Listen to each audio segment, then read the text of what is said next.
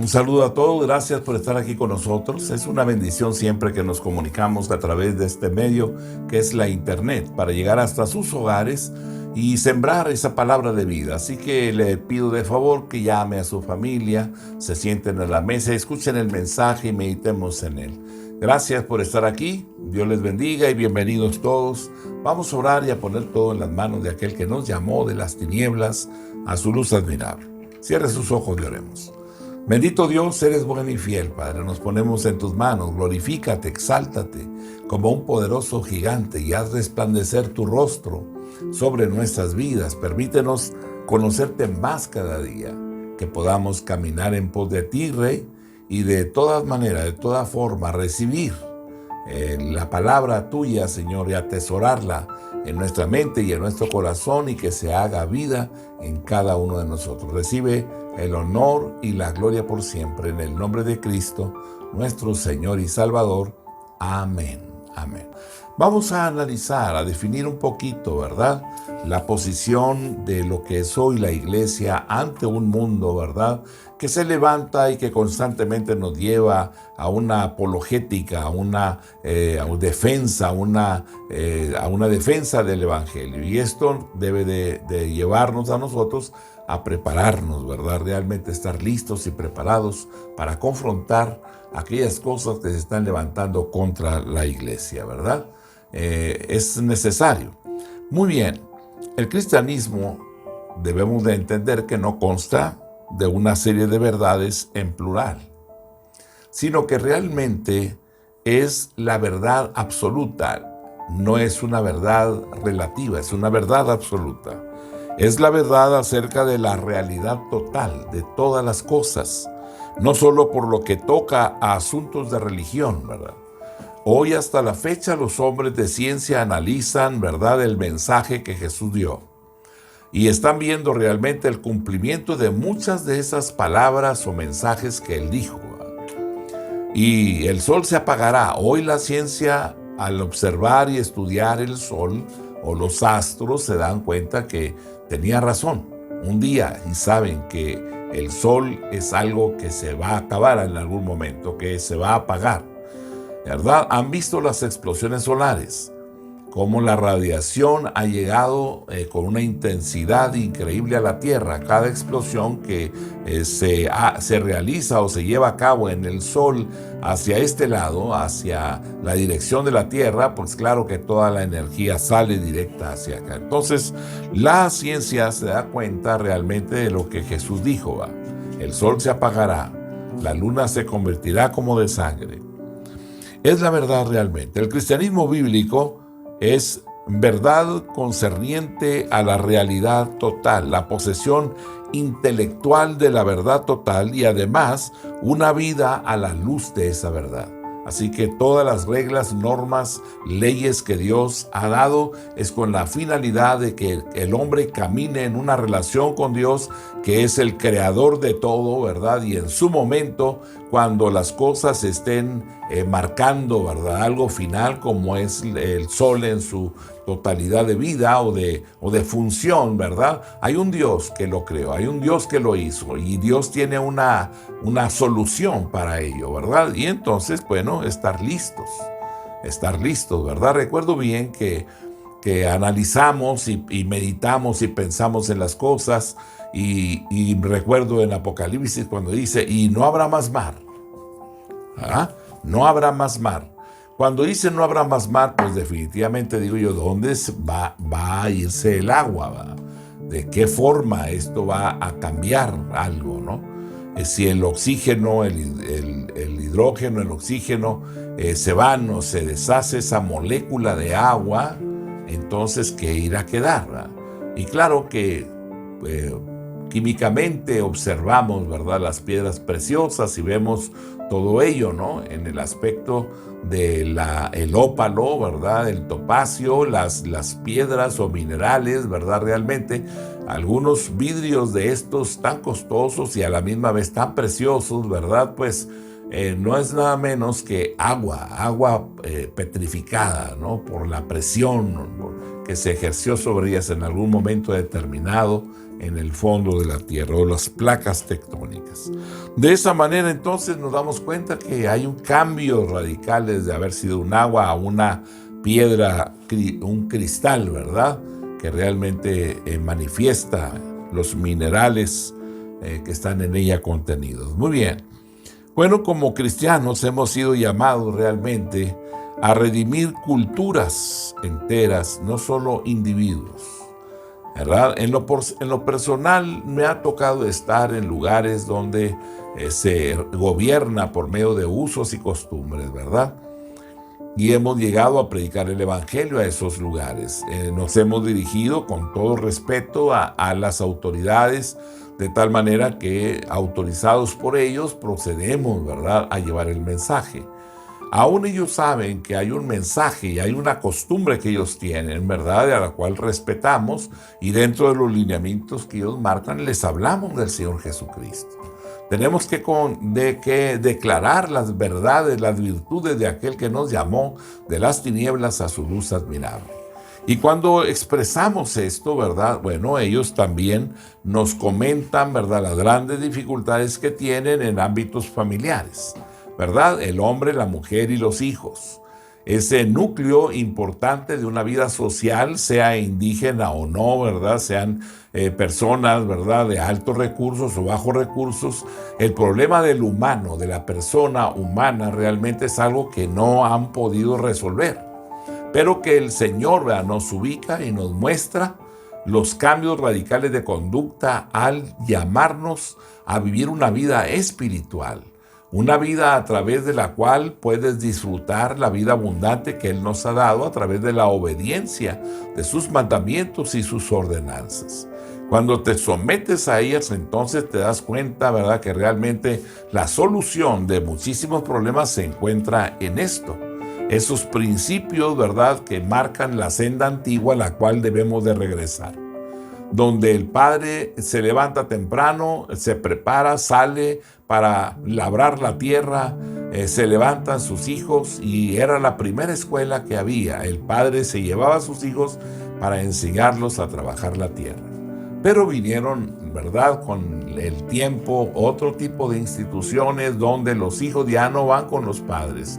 Ahora son enseñados en las escuelas, pero se transfiere no solamente el conocimiento técnico, ¿verdad?, el conocimiento profesional de una cosa, sino se transfiere el carácter de aquellos que enseñan. Y a veces hoy tenemos un grave problema, una distorsión en el mensaje, tanto de adultos como de jóvenes, en todo estrato de la sociedad, ¿verdad? Se encuentra realmente dañado. Vemos realmente hoy más que nunca, ¿verdad?, esa afectación para transferir ahora un mensaje de vida donde realmente no hay vida, donde el mensaje realmente no cumple su propósito. Entonces hoy necesitamos realmente volver al camino antiguo para venir a recuperar lo perdido, lo que se ha perdido, ¿verdad? Ha habido una distorsión enorme porque los hombres han distorsionado el propósito de la vida, y ahora, claro, nos encontramos viviendo consecuencias lamentables, ¿verdad?, que afectaron la vida familiar. Instituciones establecidas por Dios, ¿verdad? Hay 3 instituciones en el mundo a las cuales Dios les delegó la autoridad. Una de ellas es el gobierno, una institución que gobierna sobre una nación, sobre un pueblo. Es la autoridad en el lugar, ¿verdad? Y también la familia, ¿verdad?, es otra institución, ¿verdad? Es una institución establecida por Dios. Así que necesitamos nosotros realmente entender esto, ¿verdad? Y en esas instituciones establecidas por Dios, ¿verdad?, pues necesitamos los fundamentos para lo cual fueron creados, ¿verdad? Y claro, no hay una célula más importante que la familia para la formación o el establecimiento estable de una sociedad, ¿verdad? Es claro que podemos ver esto en muchas partes y lamentamos mucho la distorsión de las cosas. Como creyentes somos una fuerza redentora entre los campos de la cultura. Pues hay en nosotros los creyentes el deseo de ir más allá de una fe puramente privada y aplicar los principios bíblicos a áreas como el trabajo, el comercio, la política, ¿verdad? Se ha tratado de separar la política de la religión. Se piensa que la religión, como se había comentado en algún momento o en algún tiempo, es el opio de los pueblos. Realmente hoy nos damos cuenta que con todas las políticas que el hombre puede establecer, no se recupera lo perdido. Realmente hay una distorsión total en el propósito real, ¿verdad? ¿Cómo lo vemos? Pues por la inmoralidad, por la perversión manifiesta en hombres de liderazgo que tienen dinero pero no tienen moral, que realmente se encuentran perdidos en una sociedad que no sabe hacia dónde va, que se ha perdido el valor de la vida familiar, la relación entre los padres y los hijos, que se ha minimizado el valor de la relación matrimonial, ¿verdad? Y que realmente se dice con tanta ligereza, ¿verdad? No importa, pues me busco otra, y la realidad, se van de casa, abandonan el liderazgo de la casa, de la familia, y dejan a la deriva a los jóvenes que en ese momento se encuentran completamente confundidos porque papá ya no está en casa. Hay muchísimos jóvenes viviendo la separación de los padres. Hay muchísimos adolescentes dañados por estas razones, por estas causas. ¿Qué hacer? ¿Qué hacer? ¿Es algún decreto que necesita el gobierno emitir para ordenarle a un padre que se quede en su casa? No, no es eso. ¿Qué necesita? Necesita temor a Dios. Necesita instrucción y enseñanza en los fundamentos de la ley de Dios, para poder decir, ¿verdad?, que el hombre se una a su mujer y los dos serán una sola carne. Y que de esa manera, contemplando este principio, podamos salvar nuestras familias. Así que necesitamos volver al camino antiguo, necesitamos recuperar lo perdido, ¿verdad? Hay en nosotros los creyentes el deseo de ir más allá, ¿verdad?, de una fe puramente privada y aplicar los principios bíblicos a áreas como el trabajo, el comercio, incluso también la política. Hoy podemos ver en las publicaciones cristianas decenas de anuncios de conferencias, institutos, ¿verdad?, y programas que tienen una cosmovisión, ¿verdad? Y es claro que podemos ver en esto un mercado distintivo, comercial, lo que nos está llevando a contar con una armazón que dé coherencia a nuestras vidas, ¿verdad? ¿Qué piensas del cristianismo? Y a veces se piensa que, bueno, cada quien es libre de creer o no creer, y como que esto ya queda más hacia el gusto que propiamente hacia una regla, una norma que debemos de aplicar, ¿verdad? Todo Roma fue impactado por la vida cristiana. Las leyes, las reglas de Dios realmente son impresionantes, ¿verdad?, con sus resultados. Roma fue el imperio que persiguió a los cristianos al momento de Nerón quemar Roma, persiguió a los cristianos y los llevó al Coliseo romano. Ahí en el Coliseo romano, claro, todos esperaban que estos hombres que eran llevados cristianos hacia el Coliseo romano para ser devorados por las fieras, ¿verdad?, pues emitieran gritos de angustiosos y todo ello, y todos los romanos estaban acostumbrados a estas cosas, ¿verdad?, y que realmente en ese momento ellos comenzaran a gritar, y las bestias soltadas dentro de la arena, ¿verdad?, pues provocaran o atacaran, y todos iban a divertir para ver la angustia de la gente. Bueno, pues esto no fue así. Realmente la iglesia es una iglesia que entiende la vida y que sabe que la vida es una persona. La vida no es caminar, acostarme, entrar, salir, comprar, vender, trabajar. No, no es esa la vida. La vida es una persona. Se llama Jesús, y sabemos hoy que el que tiene a Jesús tiene la vida, y el que no tiene a Jesús no tiene la vida.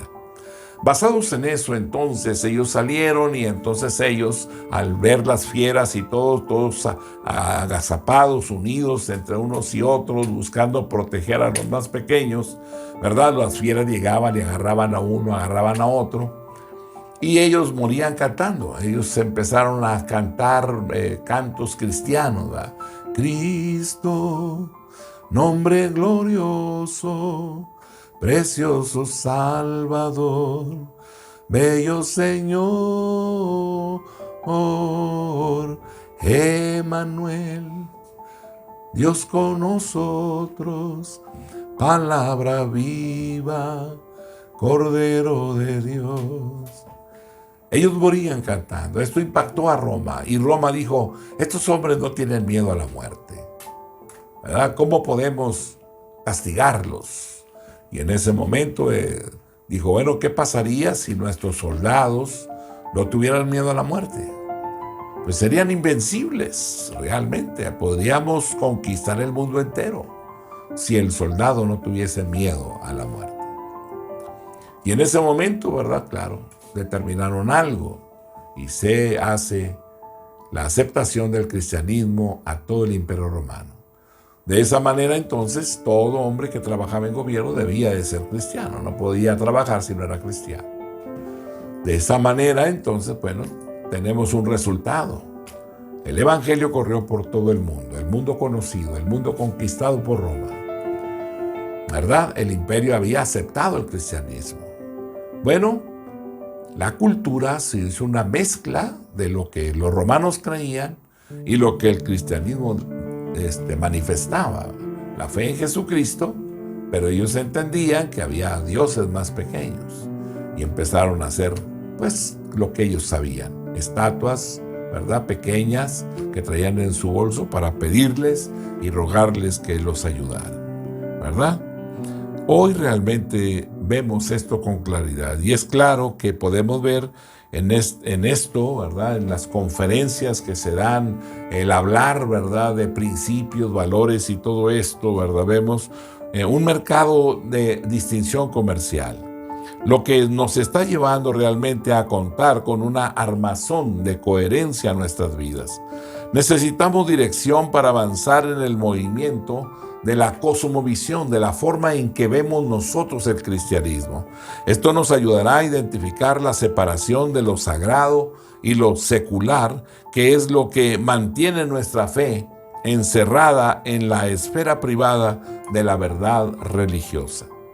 Esto nos llevará a dar pasos concretos, pasos viables, para elaborar una cosmovisión cristiana en nuestra vida y nuestro trabajo, y nos enseñará a aplicar la reja de la cosmovisión para atravesar el laberinto, ¿verdad?, desconcertante de ideas e ideologías que abundan en un mundo posmoderno. Hoy hay un mundo de ideas, un mundo de conceptos, ¿verdad? Conceptualismos que nos alejan de Dios y que se enfocan más en la capacidad o en el poder o en el don o en el talento, en la habilidad o en la destreza que el hombre tiene. El objeto del estudio de la cosmovisión realmente es emancipar al cristianismo de su cautividad cultural y desatar su poder para transformar el mundo. Esto es muy importante, ¿verdad? Charles Spurgeon mencionó que el evangelio es como un león enjaulado. No precisa ser detenido, solo tiene que salir de la jaula, ¿verdad?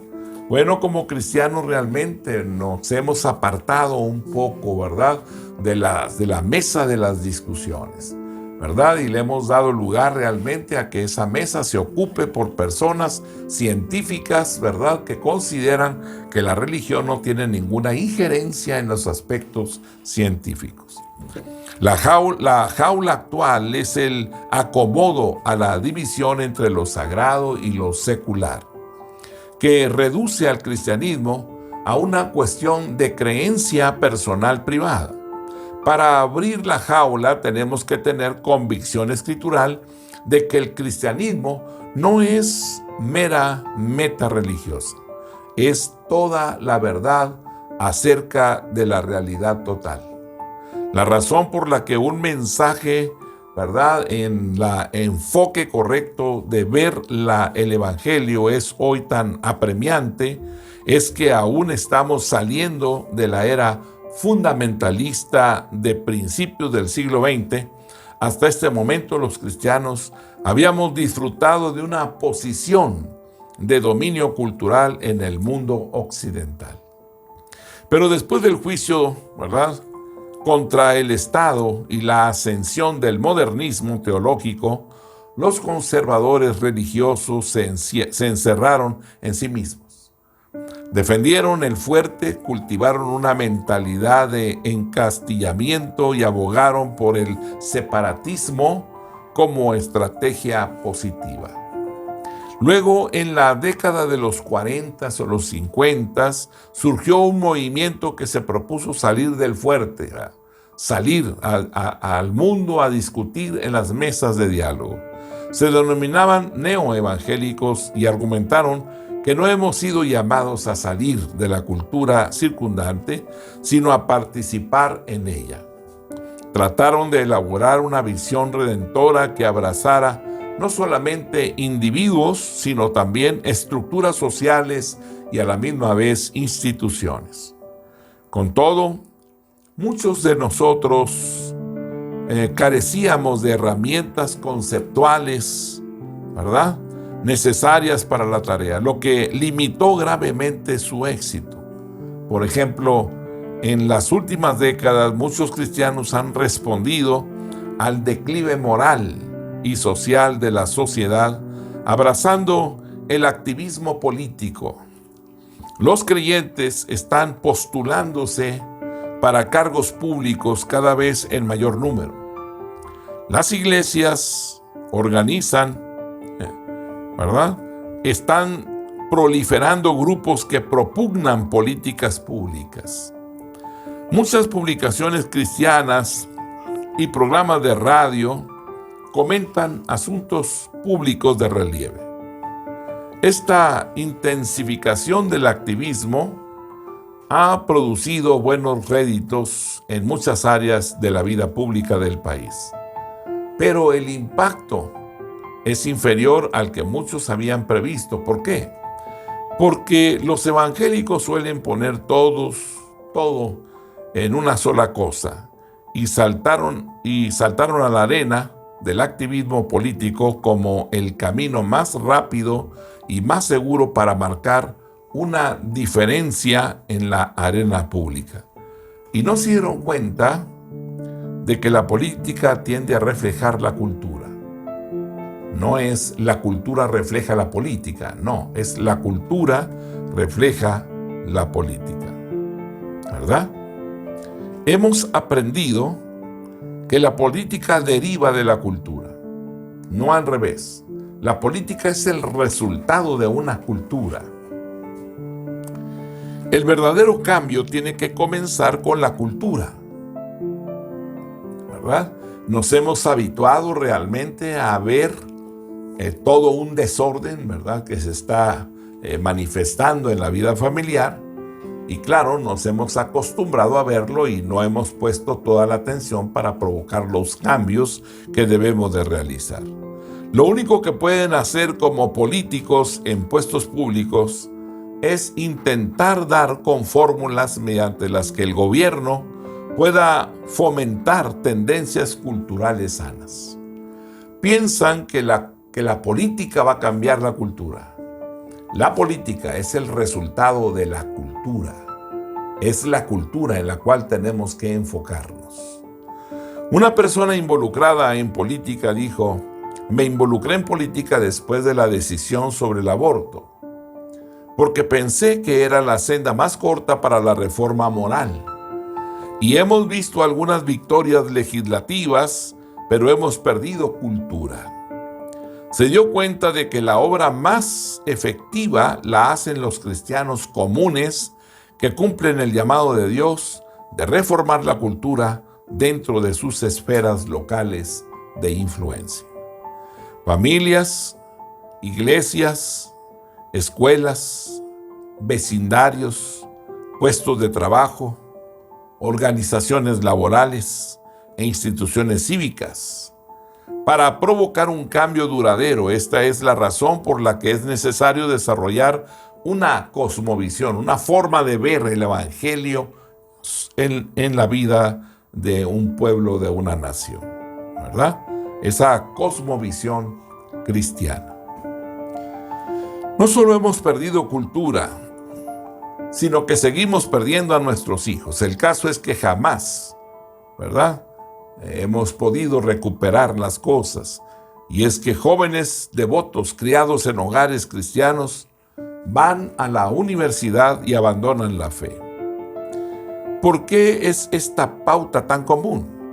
Mayormente porque no se enseña a los jóvenes creyentes a desarrollar su posición y cómo ellos ven, ¿verdad?, el evangelio de una forma cultural.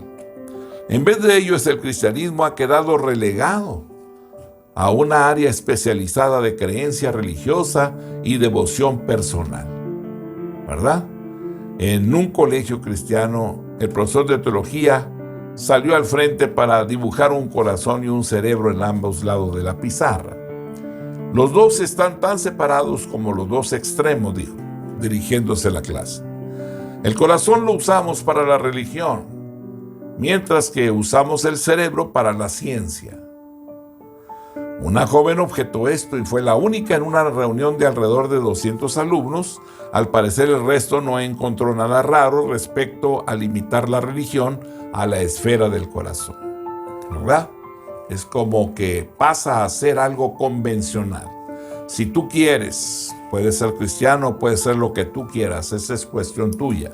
Pero en la ciencia, ¿verdad?, aquí estamos todos en el mismo sentido, unidos, buscando las respuestas que necesitamos.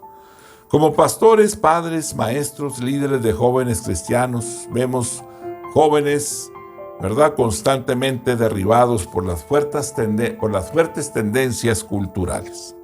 Si lo único que se les va a ofrecer es una religión de corazón, esta no será lo suficientemente fuerte para contrarrestar el señuelo de ideas atractivas pero peligrosas. Los jóvenes creyentes también necesitan una religión cerebral, instrucción en una cosmovisión y en una apologética que los equipe para analizar y criticar cuando abandonen el hogar, ¿verdad?, para criticar las concepciones antagonistas que se van a encontrar en un momento determinado cuando se aparten de su hogar. Si les previene y se les equipa, los jóvenes tendrán al menos oportunidad de luchar cuando se hallen en minoría, ¿verdad? Cuando estén menor, sea su volumen de personas creyentes, sea menor, frente a sus compañeros de clase o de trabajo, aunque sean en mayoría.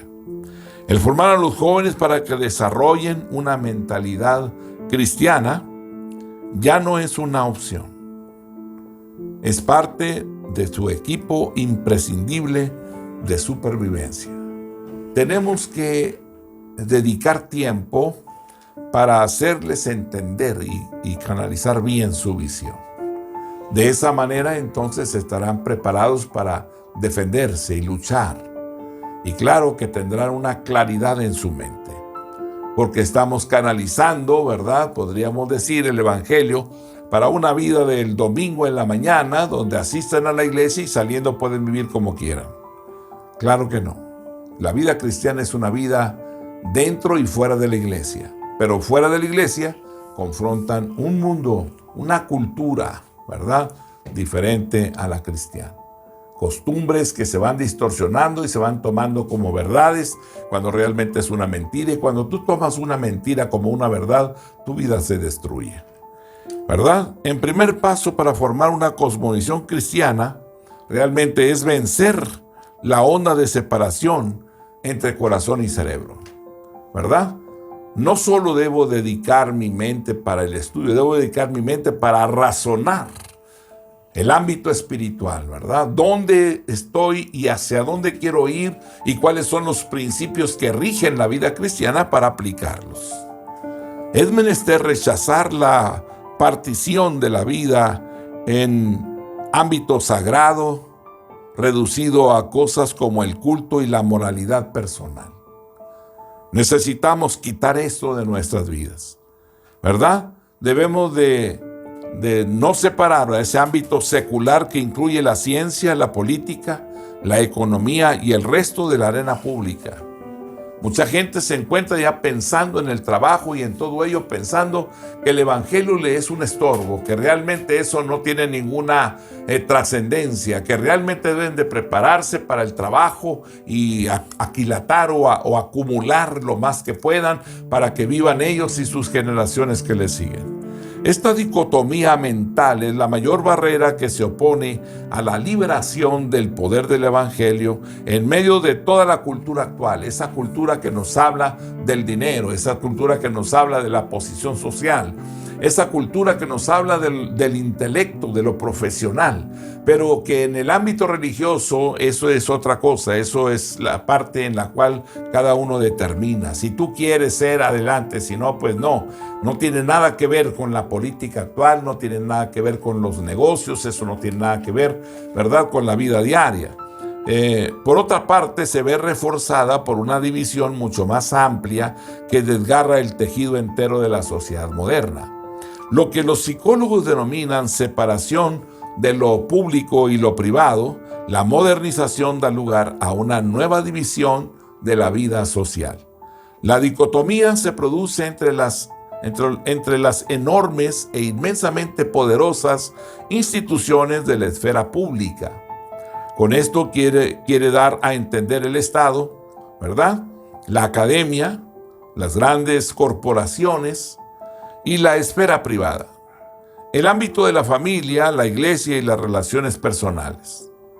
Las grandes instituciones públicas afirman ser científicas y carentes de valores, lo que significa que los valores quedan relegados a la esfera privada de la opción personal. El individuo queda abandonado a sus propias ideas dentro de una amplia gama de actividades que son cruciales para la formación de una identidad significativa que abarca desde la expresión de sus preferencias religiosas a decidir un estilo de vida sexual. Podemos expresar la dicotomía de la siguiente manera. Las sociedades modernas están profundamente divididas. Esfera privada, ¿verdad?, preferencias personales. Esfera pública, conocimiento científico. En suma, la esfera privada flota en el relativismo moral. Se le llama también preferencia religiosa. La religión no es considerada como una verdad objetiva a lo cual uno se somete, sino una cuestión de gusto personal que escoge. Debido a esto, la dicotomía o la separación se denomina a veces, ¿verdad?, el hecho o el valor. Los valores han quedado reducidos a decisiones arbitrarias existenciales, ¿verdad? Valores es la elección individual o hechos. Obligan a todos. El concepto de verdad se ha escindido, cuyo proceso se ilustra en la figura de un edificio, ¿verdad? Ese edificio de 2 plantas, donde la planta baja, esa primera planta, está ocupada por la ciencia y la razón, consideradas verdad pública, que es vinculante para todos. Sobre ella hay una planta superior de experiencia no cognitiva, lugar donde se asienta el sentido personal. Es la esfera de la verdad privada, donde se oye a la gente decir: eso será verdad para ti, pero no para mí. La teoría de la verdad de estas 2 esferas, conforme el ejemplo, la planta superior no racional, no cognitiva, la planta baja racional, verificable. Hoy podemos decir que en la planta baja se halla el modernismo, que aún reclama tener verdad universal, reclama tener una verdad objetiva, mientras que en la planta superior se sitúa el posmodernismo. El posmodernismo es subjetiva, es relativa a grupos particulares. El modernismo es objetiva, universalmente válida. Es muy importante aprender a reconocer esta división, ya que es el arma más potente para deslegitimizar, ¿verdad? Hoy la perspectiva bíblica en el ámbito público. Veamos cómo actúa. La mayor parte de los secularistas son políticamente demasiado perspicaces como para atacar la religión frontalmente y descartarla como falsa. Así pues, ¿cómo actúan? Consignan la religión a la esfera del valor, la sacan enteramente del ámbito de lo verdadero y de lo falso. Los secularistas nos aseguran entonces que, por supuesto, ellos respetan la religión, pero al mismo tiempo niegan que tenga relevancia alguna en el ámbito público. Mi amado hermano, nos encontramos realmente ante un mundo que perece. Un mundo que se ha encerrado en conceptualismos que realmente no lo dejan visualizar más allá de la verdad real. Por esa razón necesitamos una iglesia hoy, ¿verdad?, preparada para este tiempo, para confrontar con la cosmovisión, ¿verdad?, en el mundo, integrarnos a todas las actividades que el mundo desarrolla para hablar de los principios, de las razones por las cuales Dios creó todas las cosas, ¿verdad? Tanto los que leen las estrellas como los hombres que estudian las piedras, las cosas, los que estudian el agua, la naturaleza. Todos necesitan saber que Dios es el creador de todas las cosas. Así que, mi amado hermano, enfoquémonos, meditemos bien. Necesitamos realmente hoy analizar y revisar nuestra fe para no salirnos de las mesas de las discusiones, sino apelar a las conciencias para que regresen al camino antiguo, a la senda antigua, a esos caminos de Dios, a las verdades de Dios. Mi amado hermano, que Dios te bendiga. Gracias por estar aquí con nosotros. La paz de Dios sea contigo. Amén.